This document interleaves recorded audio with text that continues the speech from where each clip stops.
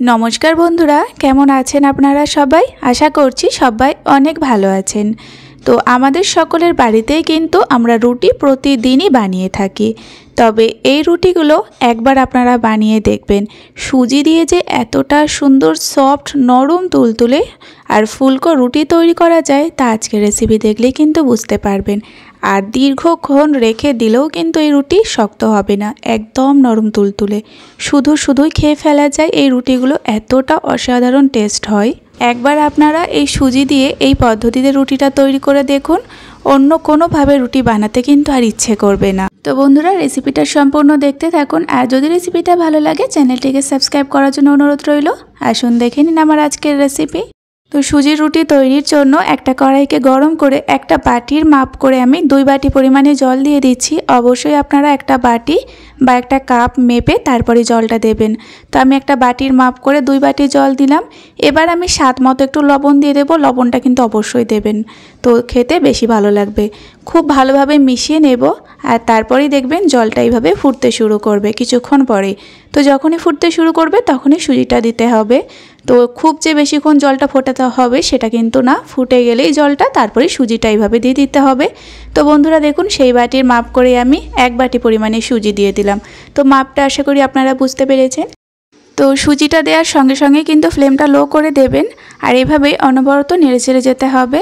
খুব তাড়াতাড়ি কিন্তু জলটা শুকিয়ে যাবে, তবে ফ্লেমটা লো করেই এইভাবে আস্তে আস্তে ডোটা তৈরি করে নিতে হবে। বারবার খুন্তির সাহায্যে চেপে চেপে দিতে হবে, যাতে এই ডোটার মধ্যে যেন দলা না পাকিয়ে যায়, তাহলে কিন্তু আবার রুটিগুলো একদমই স্মুথ হবে না। তো দেখুন এভাবেই খুব তাড়াতাড়ি কিন্তু ডোটা তৈরি হয়ে যাবে। আস্তে আস্তে দেখুন শুকনো হয়ে গিয়েছে অনেকটা।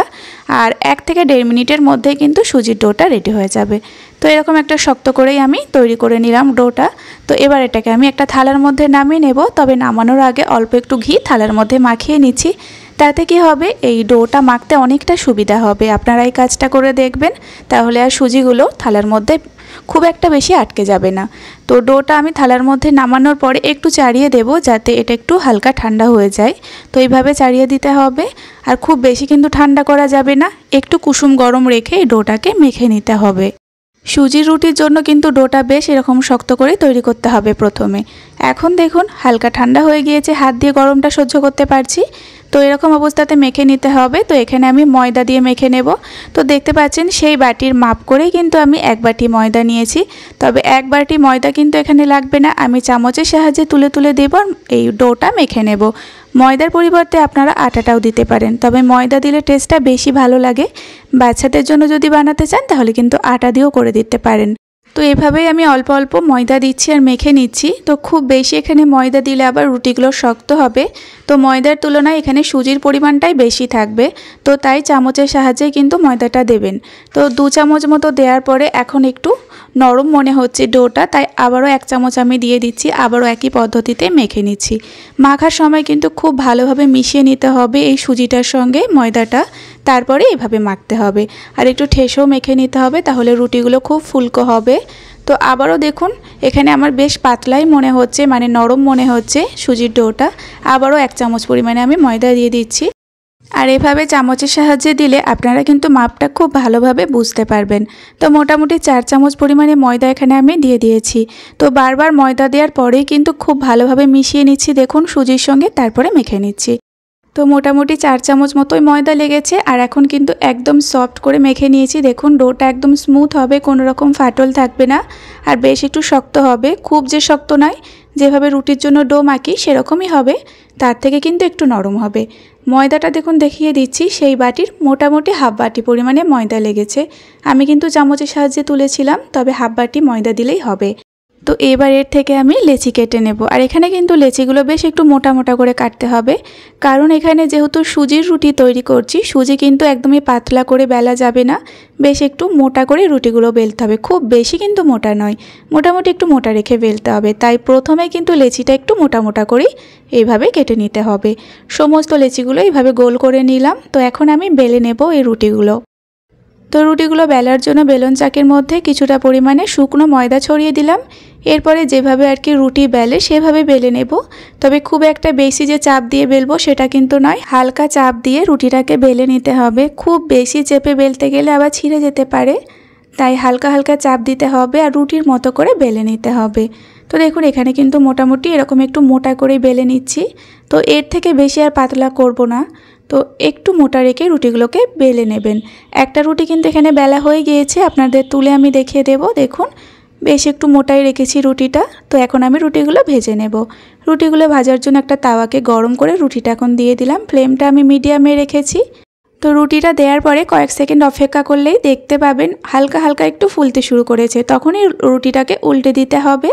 আর দেখুন এভাবে চাপও দিতে হচ্ছে না, রুটিটা খুব সুন্দরভাবে ফুলে উঠছে। ময়দার এই ডোটা যদি ভালোভাবে মেখে থাকেন তাহলে কিন্তু প্রত্যেকটা রুটি খুব সুন্দরভাবে ফুলে উঠবে। আর রুটিটা ফুলে ওঠার পরে আবারও আমি উল্টে পাল্টে রুটিটাকে বেশ একটু ভালোভাবে ভেজে নেব। যেহেতু সুজির রুটি একটু বেশ ভালোভাবে ভেজে নিলে পরে কিন্তু রুটিটা বেশ খেতে ভালো লাগবে। আর এভাবেই বারবার উল্টে পাল্টে রুটিটাকে ভেজে নিচ্ছি। মোটামুটি 1-1.5 মিনিটের মধ্যে রুটিটা ভাজা হয়ে যাবে। দেখবেন দুই সাইডে খুব সুন্দর কালার চলে আসবে, তখন এই রুটিটাকে নামিয়ে নেব। একটা রুটি এখানে তৈরি হয়ে গেল। আবারও একটা রুটি আমি ভেজে নেব একইভাবে। তো আবারও বলছি বন্ধুরা, রুটিটা দেওয়ার পরে উল্টাবেন না, বেশ কিছুক্ষণ পরে অপেক্ষা করতে হবে, তারপরে কিন্তু রুটিটা উল্টে দিতে হবে। আবারও রুটিটাকে উল্টে একই পদ্ধতিতে আমি ভেজে নিচ্ছি। আপনারা একবার এই সুজির রুটিটা তৈরি করে দেখবেন, এতটা সুন্দর খেতে হয়, আপনি বানানোর পরে নিজেও অবাক হবেন যে এতটা সুন্দর টেস্ট হতে পারে। অন্য যে কোনো রুটির থেকেও কিন্তু এর টেস্ট একদম অন্য ধরনের। কিছুটা আতপ চালের রুটির মতো খেতে হয়, অপূর্ব স্বাদ হয়।